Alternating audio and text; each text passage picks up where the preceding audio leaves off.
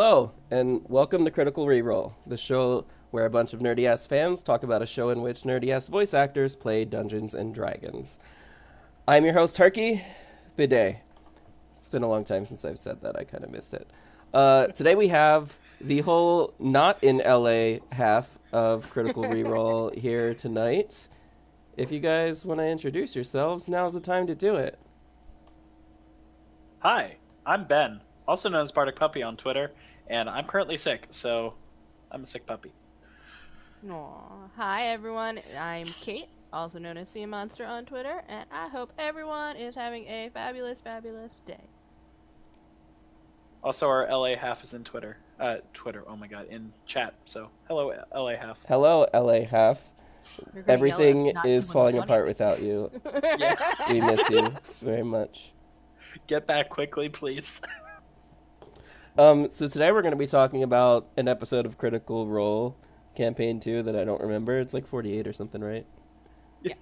Cool. Yes. And this is what, like 124 of For us, Critical yes. Reroll? We've been Yep. doing this for way too long. Correct. Cool. So let's get started. I've done my part. Now someone else take over. Alright, so we start off this episode of Critical Role with docking in Nicodranus, which they have been gone for, I think, 40-some days on Yeah. the sea, based for crit roll stats, which I remember from Talks Machina. So they've been gone a while, and they're kind of scared because, they stole a boat last time they were here. So they do the docking, get all the paperwork, they do all their disguises, and do all that stuff with handing the boat over to Orly, which made me super happy because, I like Orly. And now we technically have a boat, because Orly is us. Orly is ours. So That's we- true. we have a boat. We somehow made a boat, guys. We have a turtle on a boat. That's all I've ever wanted. The show can just end. Yeah, that's all we need. Technically, Orly doesn't have a boat. Yeah. Orly's He's just taking care of keeping a boat. Yes. Although it has been signed over to him. He's just like, keep in touch with some messages, and I'll let you guys know if anything happens. You let me know if anything happens, and I'll take care of the crew. Yes, indeed. And he does know that it still belongs to the 99, which I think is super sweet. And like he's not just taking it, he's like, you guys will come back for this boat. And they're gonna be like, eh? It seems like he just Probably. doesn't want the responsibility, and I don't blame him. Right? Yeah. I don't want Cut to to own a Orly. boat. Cut to Orly being the big bad at the end of this campaign, and it'll be awesome. Yeah. When we murder them. I bought a house, and it was the biggest mistake of my life. Listen to Orly. Yes. But they come aboard, or they come off the ship and onto the docks, expecting like, oh, people are going to be around, they're going to be looking for us. No, not at all. No, they come in disguised, first of all, pretty much all of them, including Yeah. Bo, whose disguise is just brushing her hair, And putting on some makeup and taking one of Avantika's jackets. which is something that Bo would probably wear anyway, to Oh, be yeah. honest. Yes. Especially as it didn't have any sleeves. Yeah. So one of the first things that happens is like the group kind of splits apart. Half want to go to the It's fun blacksmith, party. half want to go to the bookstore. And probably my favorite thing that happens in this whole episode, maybe forever, I just found it so funny. It was Caleb asking Jester if she knew where a bookstore was, and she just goes, "Oh yeah, my mom is big on books," and then just gives Matt the funniest stare. Like, yes, this is correct, right? And oh my god, I pretty much died. Oh, it was good. Yeah, this episode has a very lighthearted start, with them kind of doing their thing, and getting the bookstore, going to the blacksmith and figuring out the sword can't really be repaired there because metals are weird. So it starts to look like a shopping episode. It's what it looks like. That's Yeah, what it starts as, yes. Yeah. Yes. We do find out the sword's kind of cool in that we find out that it has to be a special form of foraging, and that it's from a very far north society. That it's some kind of fusion between elven and dwarven foraging, far north of the Empire. That's pretty cool. Like, it's a little bit of hints of the world beyond this new Wildmount continent that we are getting used to. Yeah, I- I personally don't remember any speak of that area in the past. Nope. It's the first time I think we've ever heard of it. I think he mentions it a little bit later in the episode too. He starts rattling off different places and they're all like, "What are these words?" Trying to write them down. And he's like, "Yeah, he's da da da da da." No one had any idea what he was talking about. Hmm. Yeah. So. But that's pretty much all that comes out of the blacksmithing part. Nothing exciting. Yeah, and Caleb gets a few books at the bookstore that they Yep. eventually get to. With they find Rusan at the bookstore. And Jester picks up 2 cookbooks, one on pastries and one on mushrooms, which I thought was adorable. Caleb does some slam poetry. That Also was adorable. so good. Oh, Liam. Oh, Liam. We also hear, not that any of us didn't already know this, but a little conversation about Jester's sad childhood and kind of being locked away and not having any friends. And it just makes you feel so bad for her. Like, Yeah. didn't you ever go outside to play? No. Yeah, was- Do you have any friends? For her. The Traveler. And Blued, yeah. she swung on those Minotaur horns. Mm-hmm. Yeah, I have some thoughts about Jester for later in the episode when we get past Nicodranus, but Jester has changed so much, and I love it. So Yeah, a little bit. um, So Matt only charges 4 gold for the 2 books for Jester, and like, man, that just to me sounds like such a bargain. I know like books are relatively common in Matt's world as compared to a lot of the other D&D traditional worlds, but man, I feel like books containing knowledge like that are generally very expensive.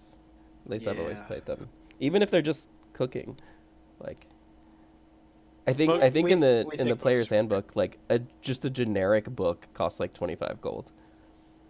Because it's in a time where like books are not easy to make and take a long time to produce.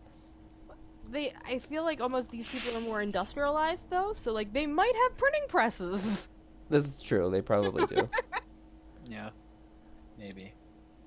I mean, books in and of themselves are nice as like we have them in everyday life. Obviously, we have the internet now, but then thinking back to how they must be in their time period, it's kind of mind-boggling in a sense. Mm-hmm. So Yeah, as King Sundu mentions, flashback to the 25 gold book that Vex bought in the first campaign that was also just a boring-ass book and couldn't haggle. Things have come a long way in the 20-plus years, however long it's been since the last campaign, apparently. I don't know how long it's been exactly. Did they ever fully mention that? oh, I don't know. I don't remember. Chat, help.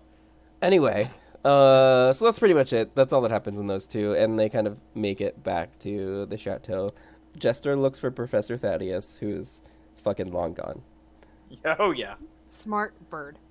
Yeah, I would have gotten out of there. Out. But they do get their other pet back. They do. They get back to Marion, who has Nugget, who's grown from little pup to, like, pretty much a big boy. Big boy puppy. But he's only half the size of what he's going to be. I know. Yeah, but Like he's still puppy. big and Big cute. dog. Oh, I'm very worried about this big puppy. Like, something's gonna happen that's gonna ruin Jester, and I love it. oh. I know that sounds weird, but like, Are you sure? I mean, listen, this dog is already probably more capable than Trinket ever was. I'd be more concerned about her weasel. Oh yeah, no, that weasel's yeah, running away. Weasel's just looking for an opportunity to flee. I can't believe the weasel's still here. It was on a boat. Where was it gonna go? in the water. So, Now that he's on land, that weasel's gone. yeah. We'll see. I mean, he's a pet. He's tame now. Yeah. That's But fine. they do get back to Mariad, which is always nice because I think everybody loves the Ruby of the Sea character. I think she's just a very well-made character. Yeah, I think she's great. I think she subverts a lot of the norms you expect for what she was set up to be. Yeah. And it's good to see more interaction with her and Jester, even if it's a little bit shorter than obviously the last time, because they had actually seen each other like kind of recently. 40 And they've some been days. messaging. And they've Yes, been messaging. and they've been messaging since she's gotten to 5th level. So Yeah, she's the one who tells them about the story of what happened, and that the city basically wrote it off as criminals doing bad things to other criminals. And now they have a ghost That's story. fine. Yeah. love it. Yay, Um, rumors. The only other thing that they're really thinking about while they're in this city is that freaking tower, the Tide Peak, that Marion. That's what it's called, right? Tide Yes. Peak, yeah. I can't believe they spent so much time on that tower, because me as a player would not have been able to spend so much time as that. I would have been like, let's just get out of here and go towards Knott's backstory. Let's go. But Well, they don't know if they were coming back here, and it's one of those mysteries that No, would and- linger, and yeah. I mean, that's just me as a player. But no, I completely do understand why they did it, and I'm so glad they did. Yeah, I mean it worked out for them. It could have been something real bad or could have ended really poorly, but Still might be. Yes. maybe it seems like that actually works out really well in their favor, though. Oh yeah, I'm Yeah. just concerned more about them doing some dumb shit like they're prone to do and messing it up. Hmm. So to recap with that, they eventually do somehow get an audience. What is his name? Yusa. Yusa. And by going to the tower at night, knocking on the door, meeting one of the best goblins ever, I think. Fancy Goblin, yo! I know, he's great. I love him. He's my kind of dude. And they got to meet him, and then he's like, yeah, come back in the morning. They do. He didn't and really actually- say that. No, they had to convince him. They're like, oh, we have emergency information that this great mage needs to know, and can you fit us in? And he's like, well, come back in 17 months or something. And they're like, yeah, no, now. I think Yeah. it was 3 months and like 3 weeks or something. No, it was like 17 months, Yep. 3 days, or yeah, like 3 days and 4 hours or something ridiculous Wow. like that. So Oh, yeah. yeah, and he didn't even say come back in the morning. He just said, "It's late. I'm done with you. Better luck in the morning." Yeah, and like you told might them to have go a away. chance. You Hey, might I have mean- a chance if you come back in the morning. Hey, I mean, they did, and they did. Yeah. So, The other thing that they did before they even got to the tower is they did do a little shopping, some actual useful shopping, and met maybe the new best shopkeep ever. Sorry, Pumat, but Sheila Bobsnopper may have just taken the cake, and now I want them to never leave Nicodranus. Spoiler alert, they leave I do Nicodranus. quite enjoy Sheila. She was Oh my quite God. entertaining. She was really funny. she was great. I feel like she's making fun of me. But yet, Not was the only one she liked. So, Power of the little peoples. Yep. I mean, all they buy are 3 healing potions, and Not gets a bunch of oil. But that's really it. But it was totally worth it for the interaction with Sheila. Oh yeah. yes. Do you think that was a character that Matt created ahead of time, or just came No. up with Nope. on the spot? I think he might have had like a name, like a couple names pulled out. Like, okay, well, this one worked at this shop, this one worked at this shop, but didn't have a full-on characterization until they're like, yeah, no, we're going here. And he's like, oh, okay. Yeah, I wonder if maybe he had the name Sheila Bobsnopper and then made the voice around that. Yeah. But I He's just want so, to protect so her good. forever. He's so good with that character creation like that, where it's Mm-hmm. like, we're especially around the merchants. Yeah. They gotta have personality to make them memorable. She certainly did. So. So morning comes. Basically, they go back to sleep. Nothing else really happens that night. And then they come back to the tower, hoping they can get better luck. They do request the emergency meeting with Yusa, who appears above them on a balcony that wasn't really there before. Yes. And he's elven with darker skin and white hair, and is able to talk to them through a whisper, even though he's like 30 feet away. So clearly he's very magical. Not that wasn't expected in this giant mage tower, but they're able to get basically an audience with him just because of Caduceus offering some rare tea that he's not super familiar with. And they decide to bring in Bo as his +1. You guys think that was the right decision? Yes. Yeah? No. I mean, I she think- did good. I She think did, Caleb and- would have freaked out and not have done, like, it would have been bad. I think Oh, Caleb in that situation would have been bad. I agree. I I- agree with you. Caleb would have been bad. I thought Ford would have been the best decision. Agreed.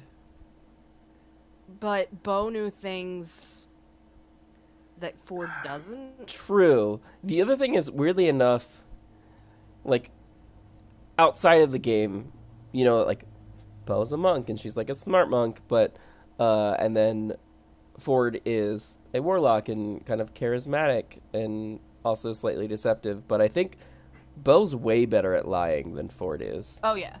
which is an interesting dynamic considering, like, their classes and stuff. And But as she points out later, she says she didn't lie, she didn't... or not that much. Mm, But she says to Caleb that she didn't lie. So yeah, There are a she, lot of she half-truths. tells some of the truth, but she also, really kind of makes some stuff up and kind of There was definitely some connections there that she bullshitted. she says that they're on a mission from the Empire and the Cobalt Soul, which neither of those are really accurate. She didn't say directly from the Empire though. She said From from the Halls of Erudition, which is No, like she said part of the Halls government of Erudition the Empire. and the Cobalt Soul working together. Neither of those things are really true. Well, she is technically working for the Cobalt Soul, but not directly sent by them. She's not there to talk to him on a mission for that. Like, Right. also, she says that she tells him about Ukutoa really quickly and says that he may have some sway in Yeah. what's going on. Also, what the fuck is that? How does Ukutoa have anything to do with this war? I think that was more of her worries with Ford than anything. I think that was more her trying to get any information about Ukatoa without Ford being there as possible. It was To also have her some- trying to offer tidbits of, hey, these things Yeah. are happening. You know, what line can we follow to start sparking your interest to get us more of the information we need? Yeah. Exactly. Which is fair. It's really just her kind of lying to see what works, because that's what Bo's really good at. They like Caleb had good, like, in I don't know, good thoughts coming into this, and was like, why are we talking to this guy? What do we need from him? What can we possibly offer? And honestly, they don't have much. It's just their magical items and stuff. So Bo just tries to, like, spin this story that's not even real, just to try to get this guy interested in them. Yeah, and that's fair. But like they did it, and it ended up working out in their favor. But like I said earlier, I wouldn't have done it. Like, I would have said, just fuck the magical being. Let's just go. I like what they did. I think it Yeah. was a good move in the long run. I think, like they said, we need allies. We just need to start finding people in these places in power that we can either start to trust or can start to trust us. Yeah. As Axe Lobo says in chat, she started out kind of lying, and then she cut the bull about halfway Yeah. through and was like, "This is Sort of. why we're yeah." So But again, they brought in the Fappy Fun Ball, which is the new name for the little orb that they can go into. And she also tried to somehow relate that to the war. She's like, magical items are turning up everywhere. Clearly, like, this has to do with the war. Again, I don't- like, what? No, if she, my read on the situation was less the war in specific. It was more all of these strange occurrences are happening at the same time. Magic is getting stirred up, and that's how she was trying to connect everything to get his attention. Yeah. Where it's like, okay, we have all of these really strange events coming from different areas. Like, okay, these magical artifacts keep popping up, and then this was attacked, and then this happened, and then all this there's elder lieutenant for a god stirring in the ocean, and Yeah, which, I mean, again, it's kind of bullshit, though. Like, that item didn't miraculously appear and cause him trouble. Right. It was stolen from a dude who had it in his house for, like, 30 Yeah. years. Yeah. So, yeah, I'm okay with it. Yeah, but they do tell Like- him about the dodecahedron. He identified the item, I think, the yes, the he Fappy did. Yeah. fun So ball. they start off. First offering was Caduceus's tea, which we find out was from one of the first 4 families, ironically called the Greys, to Nice. have been buried in the Blooming Grove. And he does ask about the other groves. So there are other temples out there and other temple keepers that we might run into. We unfortunately don't get much on what's happening with the corruption that's creeping in, other than it's been there for a long time. Yeah. And that, hey, if it starts getting closer to the Empire, then maybe you let the Emperor know, you let the King know. Until then, you're fine. Whatever that kind of answer was. The second thing they offer is the Happy Fun Ball. Then Caduceus offers up the sword to see if he can get any answers on the broken sword. Not much there. And then he brings out the dodecahedron. Well, he mentions it. He doesn't bring it out because he doesn't Yeah, have it. brings up It's, the it's dodecahedron, outside. excuse me. Yeah. I also love at that point where he calls Bo, he says, "You're a smart one," and Marisha's face was really, really funny at that point, just because it was that complete, like, eye thing that people were like, what? Uh-huh. What are you talking about? I'm the smart one. I have a very funny doodle in my book of that, but yeah. And then it was at that point that he says everybody else can come in. Well, he has a whole conversation about Bo's loyalties and who Right. like they're aligned with. And again, Bo's probably the worst person to have that part of the conversation because That I agree with. she's essentially loyal to no one except the people in her party right now. And yeah, I mean, he calls her out immediately and he's like, well, then why should I trust you? Because literally anyone else can bribe you just like I would. And I don't really blame them for that. But she does funnily say that she has slots open in her loyalty bank. And I thought that was pretty funny. My open slots. Yeah, so they come in and bring the dodecahedron. And they Yes. have like formal introductions. And he says officially that he is the owner of the Open Quay. And he's been practicing arcane arts for over 200 years. Mm-hmm. That's a lot of years. It's many years. And he is an old elf. Yeah. Yes. Old elf. I find his character to be so interesting, and like that's why I'm so like I'm so like enamored by the fact that they did this. Was that like we wouldn't have met this character if they would have pursued this. They, like not until much later probably, but he was so on guard the entire time. As you do when you're a 200-year-old wizard. But, oh my god, I loved how Matt played him. Yeah, So he's good. great. Like, every campaign needs, like, an archmage. And we found ours, like, that you can actually interact with. And I think he's great. Yep. And he immediately, after they do the introductions, asks to hold on to or to just be given the Fappy Fun Ball because it's dangerous and they should not be walking around with it without knowing what's going on in there. And then Aya the Beholder in chat asks if we're happy or sad that we gave it up. And personally, I think it was good. I think that's probably the only thing they could have done to really get themselves on his side, because that is a pretty big gesture of faith, giving up an item that he knows is really that powerful. Dangerous, but also powerful. And like we know before, Matt had never really intended for them to have that item, and I think that's Yeah. why he was very adamant on this wizard just saying, like, oh, you should give that to me, because it's not something they should ever really have or go back into. Right.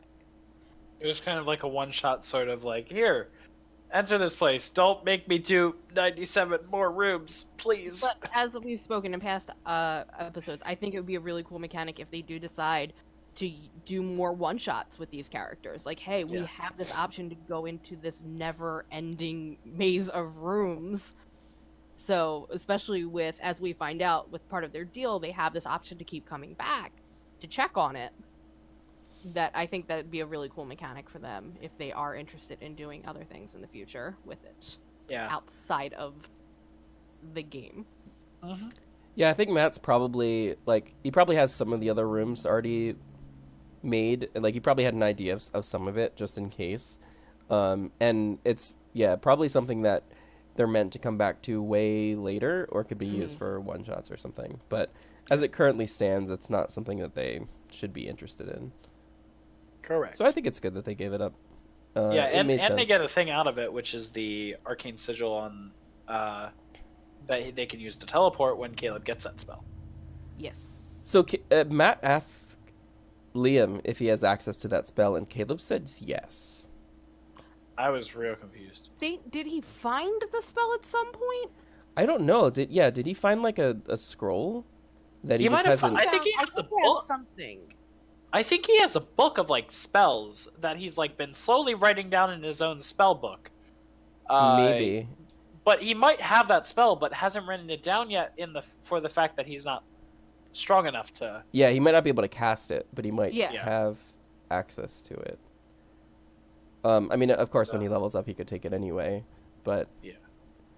so that was interesting because I don't think I personally don't remember him mentioning ever that he had that in anything that he's ever found previously. So that's interesting. But yeah, they Liam are is very given secretive. access to this teleportation circle so they can come back to Yusa's tower whenever they feel like it. And he Yeah. mentions that he'll kind of protect them in the city, which is also kind of useful. So we get a question about the Archmage. We put out a question form every episode following the airing for people to write in questions in a spoiler-friendly format.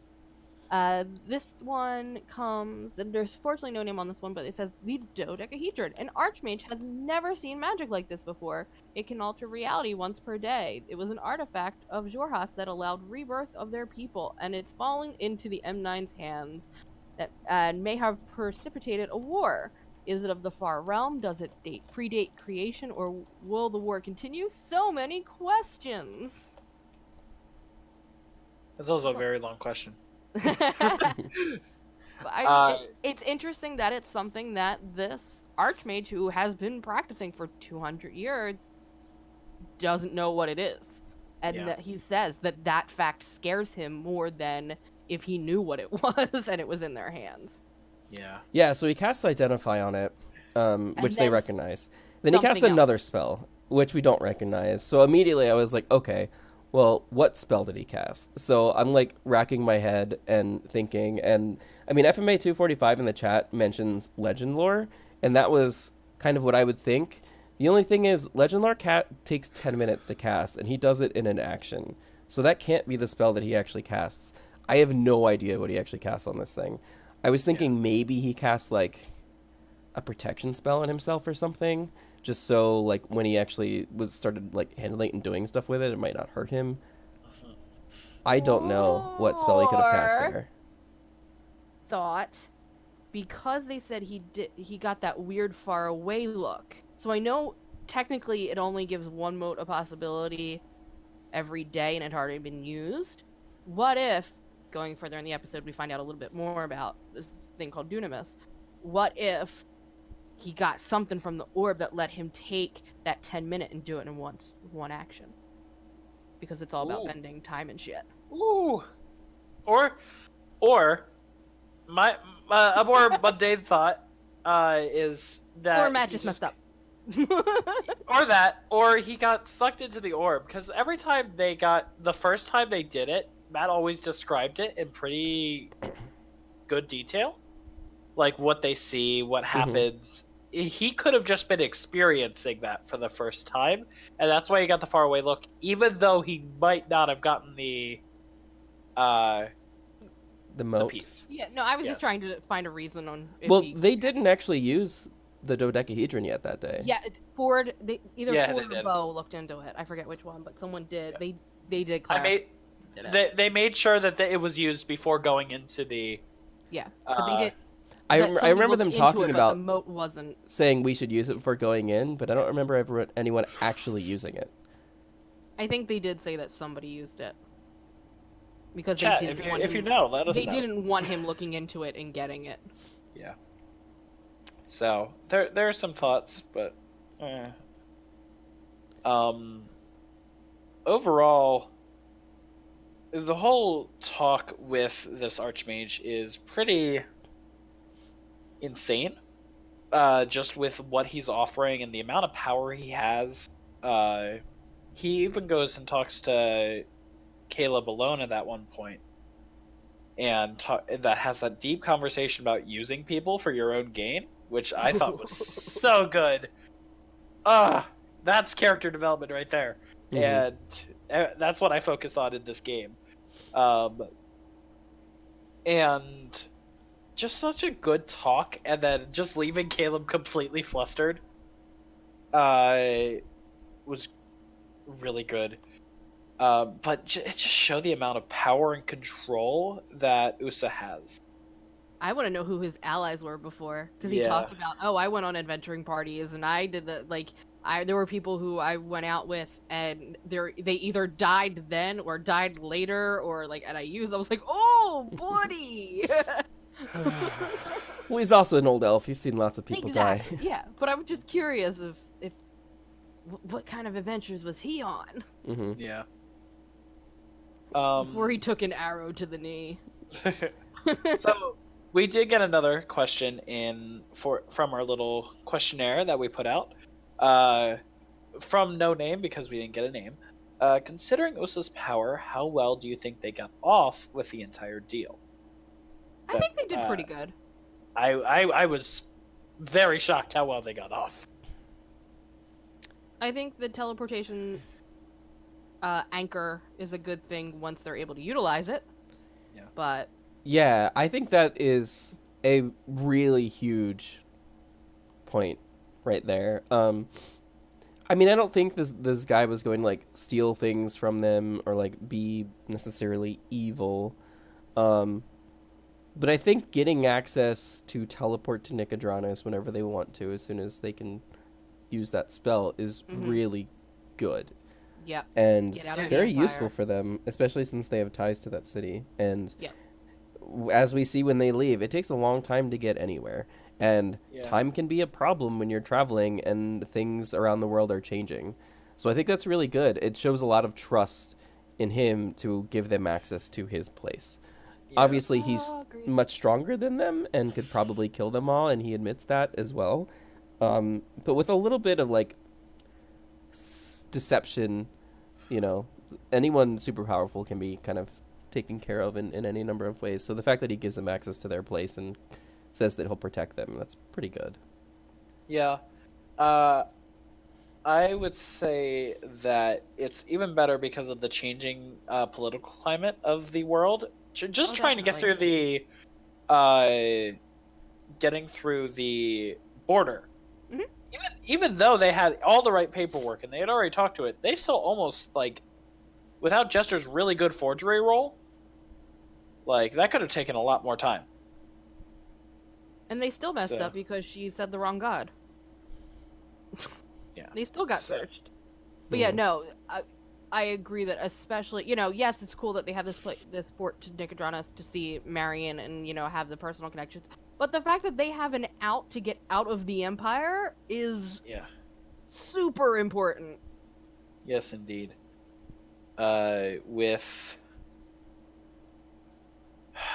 was waiting for the other foot to drop and that the wizard was just gonna turn on them because that's my cynical brain talking the entire time.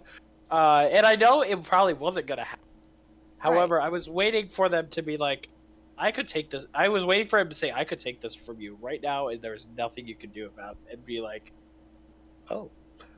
I want to know what that thing was when they entered the place. So when the rest of the party came in, he did some kind of little spell, and nobody knows what it was.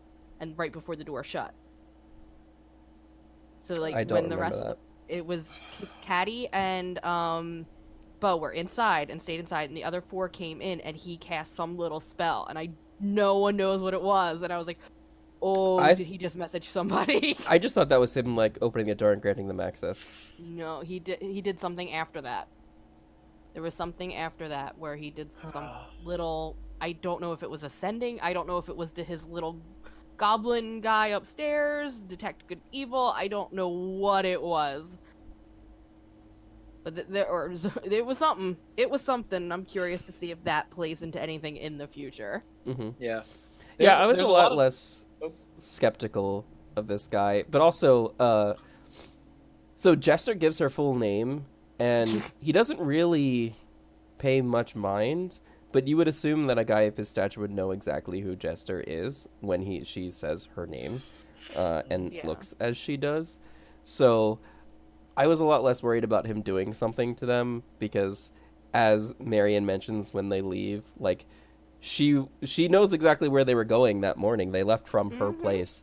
So if they went there and then disappeared, you bet she'd have leagues of people on Her his army. ass. Yeah. Yeah. I like that he has a black light room. Mhm. That was cool. Also, in the chat, people are talking about the party that he could have possibly been in, and everybody's mentioning Allura, which would be an interesting tie. They crossed paths at some point. Yeah, I don't know if they would have gone adventuring together. That's a lot of magic on one team. a lot of wizard. Yeah. But it's a good idea. So I like the little touch with the biscuits afterwards, where it was like, "Oh yeah, the biscuits taste it like your favorite thing." oh, And like just like, "Oh, it's cinnamon." And I was like, "Oh, it's fish." It's bourbon. ooh, it's lobster. I like the bourbon biscuits. I want a bourbon biscuit. Yeah, so that's pretty much all that comes out of Yeah. their interactions, and they kind of leave. We do get some funny talk about what Bo actually said when they were in there, and yeah, Caduceus says that she didn't really lie, even though she kind of did, but she didn't fully, not in like a necessarily bad way. Jester asks if she told him about her slots, which I thought was really funny. You heard that? And she also says she, as in Bo, probably the best line in the whole show is, worst case scenario, flash a guy, see what happens. Yes, so good. Luckily, she did not need to expose herself. Yes. Just talk about her slots. Yep. Anyway, so we end up moving on to go back. Our little Sapphire gets one more day with the Ruby of the Sea to spend time together while the rest of them actually stock up on supplies for the journey, because they're finally heading to Felderwind. And they do that, and we have our puppy come along. Although I will say that the whole idea of Marion taking the steps outside of the lavish chateau, oh my god, my heart. I was so happy. Yeah, we've like heard talk about her not leaving much, but it wasn't really until now that Matt really plays up like how agoraphobic she is, and it was really Yes. cute, like showing how uncomfortable she was walking out there to give Jester the necklace. And how much Jester meant to her that she would do this. Like, that was so touching. Like, even to go 15 feet outside of her door. Mm-hmm. And that's like, they kept asking her all these questions. Oh, well, did you ever go here? Did you ever know this thing? Did you ever do that thing? She's like, no. Like, they didn't get the idea. She doesn't leave this place. Yeah. She likes being here. Yeah, I guess they Go off the figured doll. they thought maybe it wasn't necessarily because she didn't want to and because she didn't like being outside, but more just like she didn't have to. She could have other people do things for her, but now I think it's more apparent to everybody that She's she's afraid to leave. Yeah. Yeah, she's happy where she knows she's safe. She didn't even walk the dog. The dog was locked in Jester's room that entire time. Mm-hmm. Wow. But then they end up getting on the road. She does give Jester her little ruby Yes, necklace, yes. which was adorable, and Jester gives her back some honey from the sea. Oh. Laura was just so precious during those moments. It was just Yes. tears on my face. So super cute. She's Um, precious on every moment. Come on. So precious. And Knot says that they love her and they're gonna take care of her for Marion. And Marion's like, you better, I'm gonna get my army on you. uh, But yeah, they decide they are going to head up through the gates of Windendeer, and then head to Trostenwald, into Allfield to see Bryce, and then on to what the heck is it? Felderwind. Felderwind. Filterwind. There you go. Yes. So there are a couple of things here. We're gonna kind of speed through this because we have the ending to get to. But there are some interesting things that happen. One with the border of going from the coast to the Empire, Customs. with getting through customs and how they really didn't do all that well, even though there was literally nothing wrong. No, they did all right, but it was just they had the forged papers. They said, "Oh, we were delivering this puppy back to the Zarosta and in Allfield," and then they messed up with the whole god thing because they forgot. Hey, guess what? Religion is really strictly kind of moderated here, and you can only have these sanctioned gods. And it's like, oh yeah, Platinum Dragon, he's the coolest. No, honey. Though he is one of the official gods. Yes. That was not good. Yes. But yeah, like they explained the card. It was pretty easy. I like that Matt is not making them roll survival anymore for each night that they're passing because they're at that point where unless something is actually going to happen, it's not worth They it. know where they're going and what they're doing, Yeah. and that's what passive checks are for. Yeah. They've been on this road before. It's not like they're exploring new territories, like going into like the desert or anything. Right. This is very normal for them. So No. we go. We have. Bo has Jester send a message to Darren. Darren. Yes. Dyren. Thank you. I was like, I don't know how I spelled this. To Dyren. And they get a message back saying that she is recovering in Blade Garden, but is safe. Yeah, so it's that was really unexpected and funny. Yep. So like she mentions that she's a roommate, and Jester or Laura it just really writes it down as special Yeah. roommate. And that we know, or Bo knows, that she was sent to the war, and that she was over in Blade Garden. And I forget Bo's exact message, but it didn't sound slightly flirty, and she like mentioned like booty call at the end. Yeah, she mentioned booty call. But it was mostly, hey, hit me up if you're around. Yeah, but also like I feel like that's again Bo just being like slightly deceptive with everyone. There's nothing between her and Dyren, right? No. Dyren No, is the it's one just who like beat her kicked her ass and ass, was like, yes. "This is what you need to do to be better." Bo's a spy! Yeah. Bo is a spy! And it's funny because none of the other cast is like actually like paid attention to what happened there. They've never gone back and watched it. So like they probably all think that she's like a hookup or like girlfriend or something, but she's Yeah. 100% not. Nope. Yeah. That's This is really her funny. sensei. This woman is drilling, not that kind of drilling her, but drilling her in other ways. Yeah. She's Yeah. learning to be a master monk under this chica. Yeah, and is especially deceptive while she does it. I thought that was really cool. That she just Marisha's kind of playing twisted this down a little bit. character very well. I So- loved it. Yeah. We also get the revelation that from Caddy to Ford that, oh, your friend is still out there, as he puts it. Yeah. He does tell Ford that Vandrin is still alive and that the Wild Mother told him. Mm-hmm. Which is big for Ford because Ford was like, okay, cool. We'll deal with that later. Yeah, I mean, he has no real leads or anything. He just knows that he's Yeah. alive, which doesn't really help him that much. Like, it's a big revelation to, like, confirm that he's alive, but where's he going to go Yeah. at this point? He was just on the sea forever, and, like, no one knows where Vandrin is, so, like, it's not really anything that he can pursue right now. Yeah. So And then there's a conversation between Bo and Caleb, Yep. which I think is probably, other than the ending, one of the most important party-to-party conversations that we've had. Just in its scale of emotion. Um, it was talking about the mage and how she didn't lie, and they were just going in circles about trust and Well, it was a little bit more on that. It was the idea of Caleb kept trying to impress upon her that I should go because if this person who wants to kill me, who wants to flame me and spread my guts all over the streets, if he finds you guys, he's going to kill you too. And she's like, "No, it's okay to care, Caleb. You can care about people. These people care about you." And he's trying to impress upon her. It's not the fact that I don't want you to care. It's the fact that you do care and that I do care about you. Is that I don't want you to be hurt because of my past actions.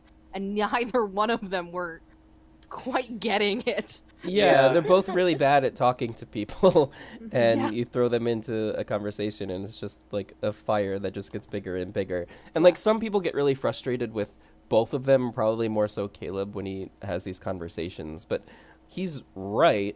Like I don't think that the rest of them really are kind of realizing how big of a deal it is that uh, Caleb and is he- very wanted, and they are putting their lives in danger just by being near him.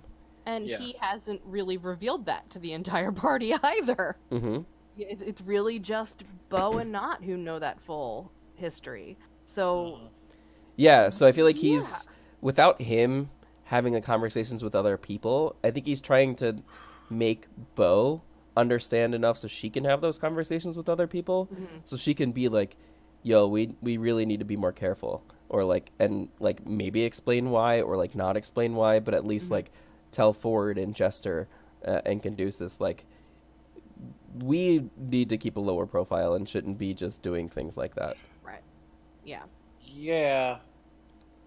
I'm I'm kind of on both sides. I understand where Caleb's coming from, but at the same time, building connections like that, especially with that big powerful mage, and saying who they really are, if you can build a friend in them, that's protection right there. Right, but he's not sure if he's not someone who Trent goes in the same circles with.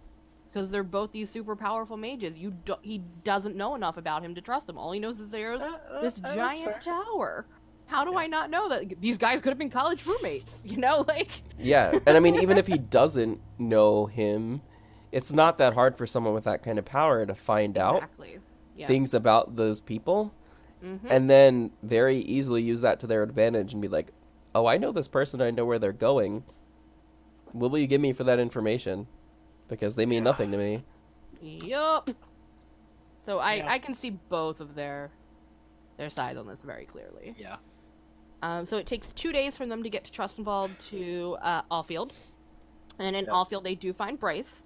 So yay, Bryce again. They also find that there's a bunch of Righteous Brand on top of the Crown's Guard who are patrolling the area to make sure, hey, that this place is safe because, you know, the next town over was burnt by the Jorhasian operatives. Yeah. Yay! So one thing happens here that I'm not sure how many people picked up on. A lot of some of the people who were leading the questioning on Bryce, and one in particular was Jester.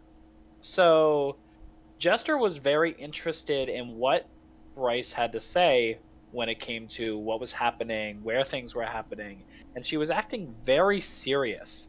And that's one of the first times I at least picked up on it. The Jester has been completely like not joking around with just NPCs, but like trying to get good information. And it really showed me that Jester has matured a lot in the Well, past whatever. Yeah, she showed that she was very serious about getting to Felderwind because of Not. They were like, Yeah. no, we can stay longer time with your mom, and she's like, no, but Not, you have friends who might be in danger. Uh-huh. We should go to this place. Yeah. So I do like that she is leaning heavier on that. Yeah, Yeah, and I mean, but- Jester left her mom for a reason, and she can send Yeah. messages to her now, so it's like, Yeah. she's not super concerned about it. No, it wasn't the mom part, but she's acting like it was more than just getting to Felderwind, I think. I think Jester's really maturing as a person. I think that conversation for me was just like a eye opener to like where she came from, where she is now are two completely different people. But they both draw in my dicks. opinion, they both draw dicks, but one does it a little bit more maturely. We do get confirmation from Bryce, though, that the attacks came from underground, that the operatives just seemed to appear, which was really kind of terrifying. And that, we were reminded that Felderwin is where a lot of the crops and harvest comes from to supply the rest of the Empire with food. So What if that was there's why just- they were a target. What if there's just a big hive of network of like caves and whatnot Well, under? that's what we were kind of under talking the about Empire? last week, Yeah. is that so this connection with the Crawling King with the Zorhasians is that could this thing be tunneling, or could there have been tunnels left behind from when the Crawling King was about in pre-Calamity? So Yeah. there's a really cool connection there, I think, with the underground leading to and from Xhorhas. So it takes. But didn't they say that most of them, they were collapsed, though, when they collapsed them then after they left? when they left. Yeah. Yes. So Yep. they theoretically aren't there anymore. Correct. The ones that they used, Or at least supposedly. the openings, yeah. Yeah. Theoretically. So it takes 3.5 days for them to get to Felderwin. During that time, Jester gives Caduceus her cookbooks, and he kind of is like, "Oh, I never thought you could actually use books to learn how to cook." And then is about, "Yeah, I'm gonna try to get through it. I don't know if that's gonna happen." Hey, I mean, he's trying. He's trying. It was a cute little moment. Yeah. So we get headed towards the town, and again we find a lot more soldiers, a lot more of the Righteous Brand, a lot more of the Crown's Guard. We find that as they approach, not only the fields have been burnt, but the southeast corner of the town has also been burnt. So Not kind of gets a little more apprehensive, puts her mask on, starts drinking a lot more heavily as they head into town. And as they head into town, one of the first things they see is a blue flash and a man appearing out of that random blue flash to talk to a woman in green robes. And that's one of our first of these new NPCs. The woman is said to, as Caleb recognizes them, Caleb does recognize both of them. The woman is Lady Vesderagna, the Archmage of Antiquity for the Cerberus Academy. And the elf is, I don't have this one right, Menentent Ludinus Deleth, Archmage of Domestic Protection. And he just appeared out of a blue flash. Yep, that's what teleporting can do. Just showed up, man.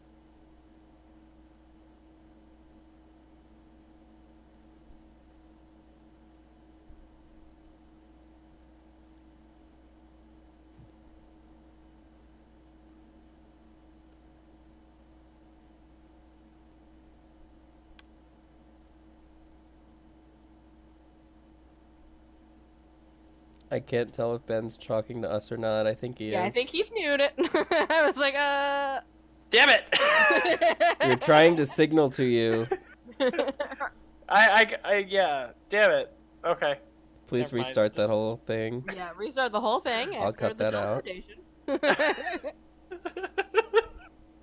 It happens. Yay, technical difficulties. Yes, my bad. So those two NPCs, I didn't pick up too much on them at first. It was very like I was hearing about them, but I'm like, well, they're just surveying the situation. They just happen to be there at the same time. When you get to the end of this episode and they're two still here, it's like, oh god, oh god, oh god, oh god, what is going on? And I feel like everything's collapsing in on them at them at once, especially with those two NPCs. Yeah, there's a lot of different storylines kind of converging at this point. According to Crit Roll stats, here's a fun little fact. The latter, Marionette Lunidus Daleth, is considered an original member and oldest living Cerberus Assembly member, and oftentimes considered the leader. So that might be a fun little tidbit to pop out later. We do see them walking off in the different directions, so everybody kind of starts steering towards the area that Not wants to go check out. And she does lead them into the damaged area, specifically to an apothecary. Which was really sad. She disguises herself as an old gnomish lady and starts going through the different the ruins, looking for any signs of life. And everybody else just kind of hangs back and lets this happen. Like, okay, we're gonna let you rummage for a little bit. And at that point, two Crownsguards show up and start talking. Like, oh, can we help you? And at this point, we find out that yes, this is Yez's shop, but there have been no signs of him, and that his son is with old Edith. Oh, dear Lord. This is where everything starts collapsing, in my opinion. Yeah. Turns out that during the attack, 100 Crownsguard and 14 civilians were killed. That's a lot. We get a really cool little tidbit from that Crownsguard, saying that it was not only terrifying, but she saw people slow down as she was watching them. Which becomes important later as they start as they start going through the ruins of the building. So everybody else does finally start helping not to look through. Caleb purposely trips, falls into the mud, smears dirt and all over his face, and pulls his hood up, probably to not be recognized by anyone. Yeah. And it's not just self-deprecation. Yeah, well, it's probably a little bit of that. A little bit of both. They don't find any bodies. They don't find any other signs of life, but they do find a door to the basement. Yes, and the basement has an arcane lock on it. Which they break. Well, yeah. Jester dispels, yes. Jester dispels this first one and gets into the basement. How no one was watching them just kind of all go into this basement, I have no idea. But... Well, I mean, other people were around all picking through the ruins, so it's not like... oh, just random people showed up at the house. They're kind of expecting that this is what is happening as people are recovering from this disaster. And it wasn't that long ago that this happened. Yeah, I mean, Matt mentions later that if they had just gone right to Felderwin instead of spending the 2 days in Nicodranas, that they would have been here when this happened, so that's how long it's been. This seems like almost an after effect. That if the fields were burned in one part and then this rest of the city was attacked later or something to that effect. It seemed weird. Yeah. So they get into the basement, and in the basement they find a clear sign of struggle. Blades splashes across the wall, broken furniture, a single chair sitting in the middle of the room. That chair's gonna haunt me. And a chest. The entire search for down here was stressful for me because I wasn't ready for it. It was stressful for everyone. Yeah. They get to the... they go over to the chest because obviously loot and trying to figure out what's going on. And there's another arcane lock which Dot picks with a frickin' 29. Go Dot. And then shrugs off the trap. Shrugs it off. I wonder what that would have done. Death. Insta-death. Oh, perfect. That's what we needed right then and there. But there's so much we wouldn't have learned. Inside they find 3 empty vials, 1 filled vial with a liquidy, dull, gray, gaseous kind of form inside, a retractable silver tripod, and some destroyed notes, 2 of which are partially legible, and full of so much lore. Oh my goodness, you guys. Yes. Oh my goodness. We can't really recap all of the lore that happened right then and there. Check Liam's Twitter for full We will retweet pictures. that. Yes. Because that was a lot in those letters. We do find out a couple things real quick, though, that there's apparently been experiments that are happening on various towns involving what is called dunamis. Dunamis fields covering the towns that either speed up or slow down different subjects depending on the experiment. That oh God, I'm already messed up. They have found in previous conversations what dunamis is either some kind of new school of magic or that's related to time and gravity bending and Oh, jeez. Dunamis Oh my is god. probably Matt's baby for this campaign, I think. Yeah, Yeah. that's what it sounds like. It definitely has a big part in everything that's going on. Yeah. Yeah. They found like the experiments come from stuff they've recovered from the Kryn operatives, and they are also experimenting on the Kryn that they've captured. That they've hired the alchemist, Yusa, to Yeza, excuse me, not Yusa, Yeza. They're a little Yeah. close. Yeza to basically distill the dunamis and make it into these potions, and they've only Yeah. succeeded on one of them, which is what we're expecting is in this little vial that they found. So they Yeah. might have some concentrated dunamis now. And that, they still are trying to make this weird technology, magic, time-bendy weirdness work on soldiers and use it as a weapon. Do we Yeah. necessarily know who? Or it's just so far an amorphous they? It's an amorphous they seeming to be of the government and or the Cerberus Academy or the Cerberus Assembly / Solstice Academy, because the other note mentions our dear old buddy Trent. Well, don't you Yeah. think our special new NPC visitors would have known about that and would have gone down there to That's why I retrieve was this confused. stuff? This might Yeah. be where they were hiding their stuff. That might be where, because they're headed that way. At the end of the episode, they are walking in that direction towards the apothecary. I feel like if it were that important, that might not be a good place to hide it in a city that's partially ruined now. That's why I was so confused why no one stopped them from like climbing down. If they're Yeah. like if they knew that there was stuff down here, why are there why are there not guards? Like even if I it's don't think the guards are in on this. This is some black ops. I agree. I agree, but mission. they would have still like somehow would have stopped people from searching down there. But this is where the timeline gets weird for me, because they knew that Felderwin had been attacked. Yeah. Right? They found out that Felderwin was attacked. I think this secondary fires happened later, because that's what Matt was like, oh, if you hadn't gone to Nicodranas, you would have been here for it.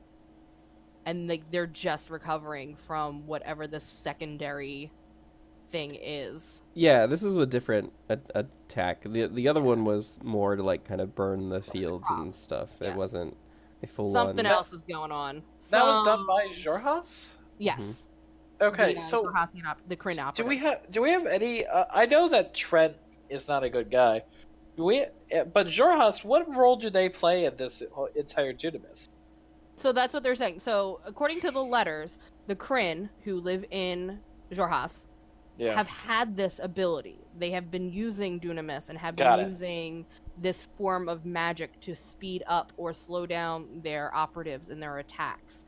And then we also know it has some kind of connection to them having babies.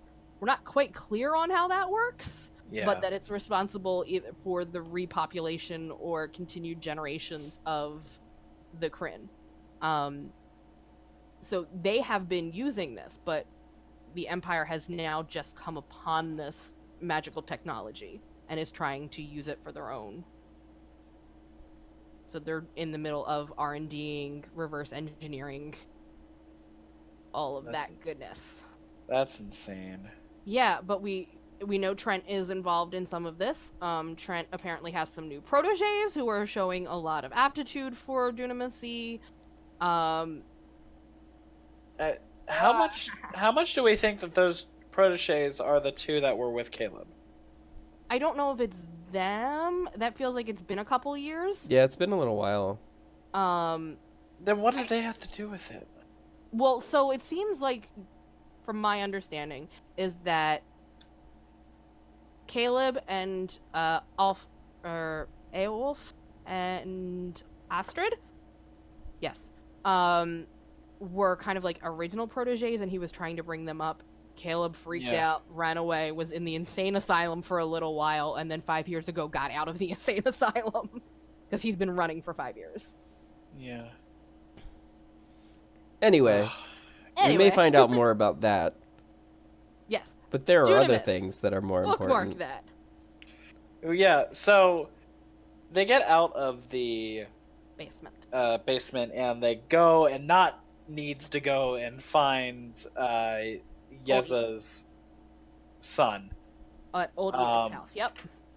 at old Anita's house. Edith. And Edith. I heard Anita. Oh my god, I'm the Edith, worst. who's only a couple houses down. I'm running off of low sleep, guys. And they get there, and this is where everything goes even more to shit than it just did, in my opinion, because they go not, and Sam, being Sam, says, "Have Importantly you?" first, not changes form again. Not changes from the old gnome into the halfling features that she has. Using disguise She self, switches, not using just a disguise mask, self. Yes, but nope, using disguise self, she changes from the old gnome that she was posing as when she was crawling through the rubble into this new halfling form, with and then goes pounding on the door.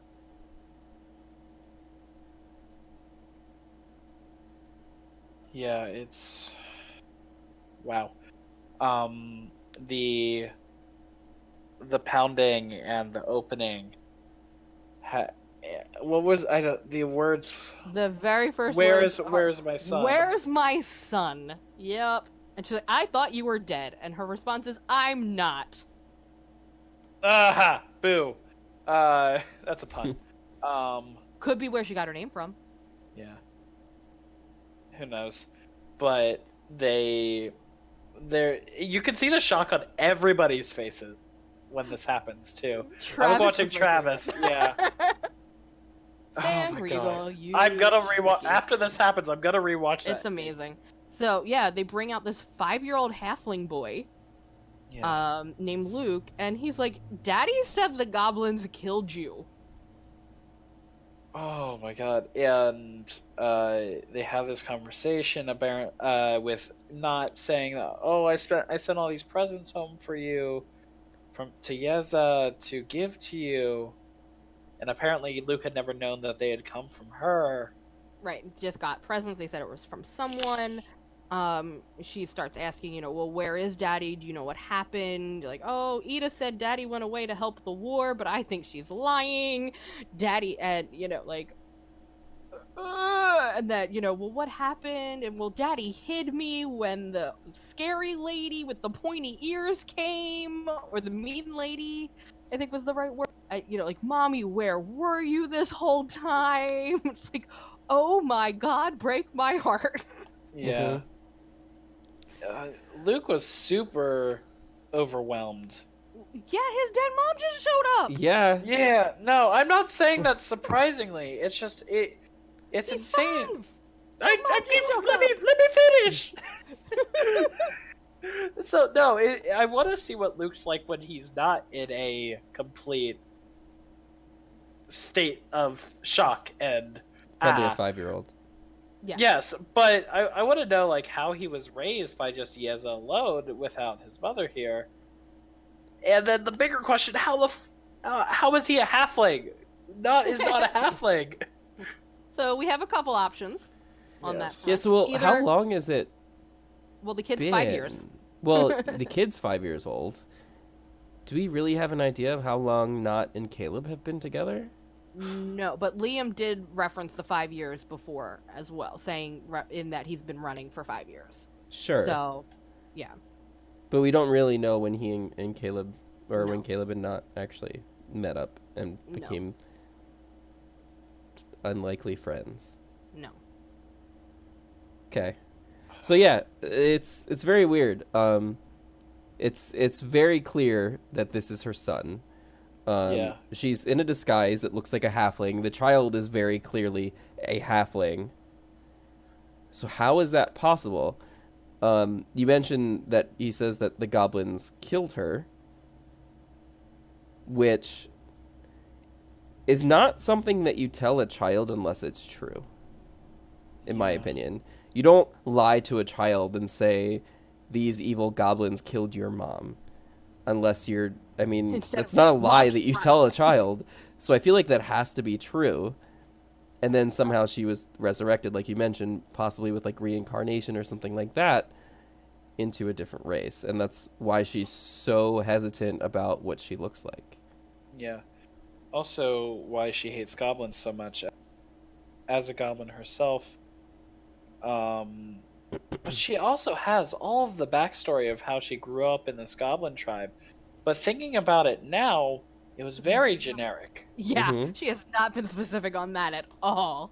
Like, she didn't really talk ever about her parents. Like, and she made it such that goblin tribes are very, oh, it's very mundane, and there's like all the babies are shared between the people, and it's like, oh, we didn't really grow up, and it's just. And now thinking about it, and one of the questions that we got in our Ask Critical Reroll form, uh, was the foreshadowing by Sam apparent to you guys on this development and not its background? And I have to assume that they're talking about her son. So, I don't know if it was apparent. I mean, Sam has definitely dropped hints on, like, oh, when asked how old Not was, you know, her reaction was, oh, I'm of childbearing age, you know, and talked about, you know, more maternal feelings in terms of other people. So there have been specific mentions of more motherly affection and motherly attitudes. I don't know if we were yeah. going to get a child specifically, but or at least I didn't know if we were going to get a biological child, I should say, specifically, as opposed to it's still an option that Luke might not be hers biologically. Luke may have been Yez's from someone else, and not as Beth just helped raise the kid and considers him her child. That was more what I was thinking with the entire thing. Or it That's could, a possibility. yeah. That was the other thing. Yeah, I guess her real name's Beth. Yeah. Beth is what old Edith does call her at one point. Yeah. So, when it comes to my thoughts on like how he portrayed everything, I took more of like the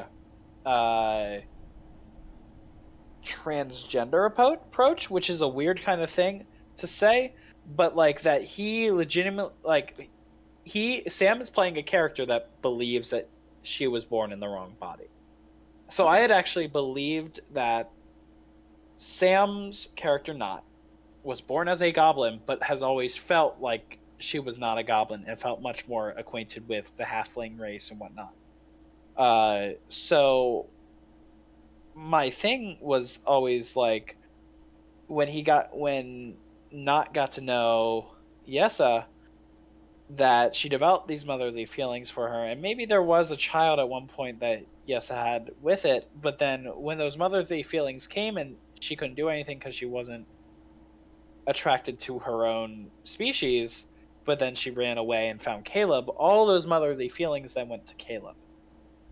Because you see how she treats him. Mm-hmm. So that was more my approach to what like how I thought things were gonna go out versus how they seemed to be going. In a world where magic exists, there's just so many different possibilities. Yep. Yeah, so like there are a couple other things to think about. This child is 5. Mm-hmm. They have to be. I mean, he has to be at least like Not couldn't have left long enough ago that the child wouldn't remember her. Right. I mean, the child only remembers, like, probably doesn't really actually start remembering thing until a couple years in. So, we'll say at least less than 3 years ago, Not left. And if Not weren't killed, if Not were a goblin, like a true actual goblin, why would Not have to leave her son? What would have caused her to leave? And also, how would she show herself as a halfling if she were an actual goblin without the ability to use disguise self and other things that she got later on that we know because of her, you know, kind of Leveling. improvement as her character class? Yeah. So many possibilities. I think it leads to her being a halfling at one point. So she was, and now yeah. she's not. Whether like, Well, she's 'cause not. There's Yeah, just so much. No, there's so much you could do. It could have been like she was born a goblin, and then through the use of other magic, somebody else put on her. She was a halfling for a long time and had this family, and then was changed back into a goblin, and now wants to be a halfling again. was there a potion involved? Yeah, Was there like a potion involved that turned her into a potion of transformation that happened, and then they like a reincarnation spell? Is it like dear there's Lord. so many possibilities? I think And that's I the love most it. likely because again, Reincarnation, the yeah. child says that she died and was killed by goblins. How else could that story come up if that But weren't true? the only class that has reincarnate is druid. There could be druids around. Yeah, but who? Like I feel like we're It could at have the been point. a goblin who did it, for all you know. Like, we don't know who did the reincarnation. Yeah, I mean it's weird because she does. I would assume that if that were the case, then she did live with these goblins afterwards, Right. to just try to fit in and like start a new life and got away eventually or whatever. Or maybe she never did. Maybe she just found out that she was a goblin, like hated her life and ran away and was looking for something to fix that. But yeah, who knows? I mean, We'll find out. I don't know Yeah, how else that could happen because I don't know what would have caused her to leave her presumably, spouse or whatever and child, which she didn't want to do. Yeah. King Sundew So- wants to know if you think the alcoholism drove not away from her husband. Maybe. I feel like that came way later. I think it came later Yeah. too. Was my Me too. I mean, she has So lots we- of reasons to drink, so Yeah. So we have two more questions that we got on our Ask Roll as we kind of wind down from this episode. First one, campaign based. Of all the merchants in Critical Role, which one would you want to be employed by? I mentioned- have to go. I Go went ahead. the creepy dragon lady who just is in the rocking chair. is this like forever or just campaign 2? It says It says CR. any merchants in Critical Role. I'm going Gilmore personally.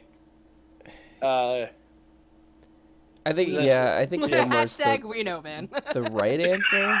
The worst. What was that, Kirk? I said I think Gilmore is the right answer. No, obviously Gilmore's the right answer. Yeah, I mean, Pumat might be a little fun, but then you're living in the Gilmore's Empire, and like Gilmore's Pumat's place is just Pumat's place. He doesn't need anybody else. Sheila would be kind of fun, but like it's a lot less exciting working in a place with Sheila Bob Snopper. I think it's I got to like- be Gilmore, yeah. Yeah. And then the last one, which is a little bit more. Of all these years of ups and downs, lefts and rights, what is it about Critical Role that keeps drawing you in? And this question comes from Dizzy by Nature. I can say mine while you guys think. So, mine has always been character development. The way that the players develop their characters has always been my biggest reason for staying. The story's great. I love the story, and it's my second top thing. But the way that they develop their characters, and you can kind of see that as I host, I focus on character development a lot, is what really gets me, because they are making their own story. But it's not just a story, it's a story with dynamic and interesting characters. Mm-hmm. So, that's mine.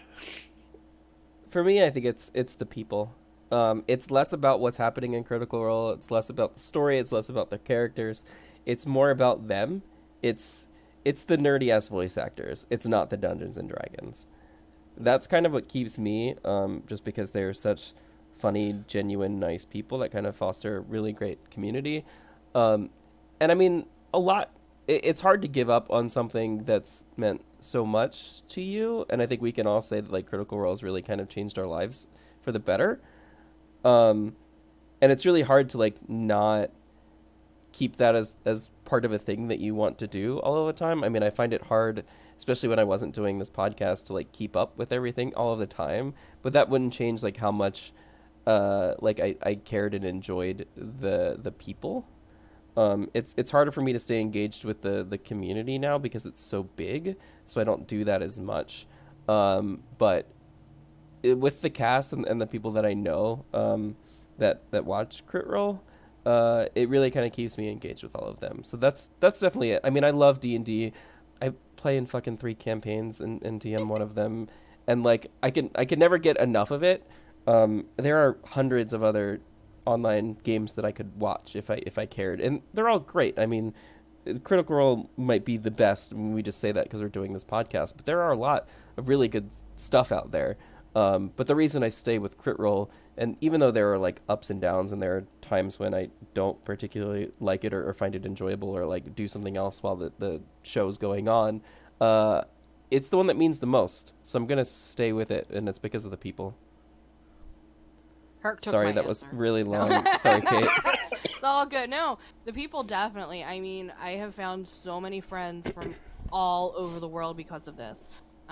It has not only helped me as a person, it's helped me as an artist, become more confident in myself, and not only in traditional art and everything like that, but creativity breeds creativity. So I have found games, I have found stories, I have found art, I have found all of these things that are special outlets that let me connect to other people in ways I never had before.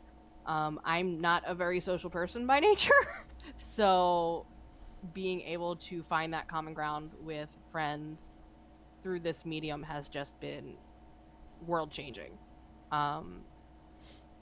The confidence in myself, the connections to other people, the stories, the characters are just incredible. As someone coming from an acting background, watching this masterclass in improv each week just blows my mind. And I'm very, very thankful that I found it. So on that note, it's time Yeah, for us to end the episode. just to add on to that, yeah, they do kind of play this game a little bit differently than a lot of us do in a lot of other streams, and like you said, it kind of comes from the improv and the acting that they do better than pretty much anybody. And I've been like a comedy and improv fan for 15 years or something.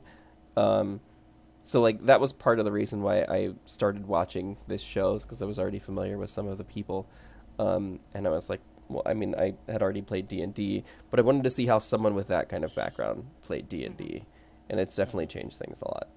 I had never played D&D before. Same. So yeah, with that, that'll probably go ahead and end up this episode. It ran a little bit late. That tends to happen when I'm on here. Sorry, guys. Yeah, I think there was a lot to talk about in this episode. Like there weren't any fights, so it's all story. Yeah, I tend to be on the ones that end up being crazy, long story, role playing and whatnot. But it was good. Thanks for being on here with us, guys. This kind of makes up for us not being in LA right now, I guess. We get to have our own little critter party here on the internet. Yes.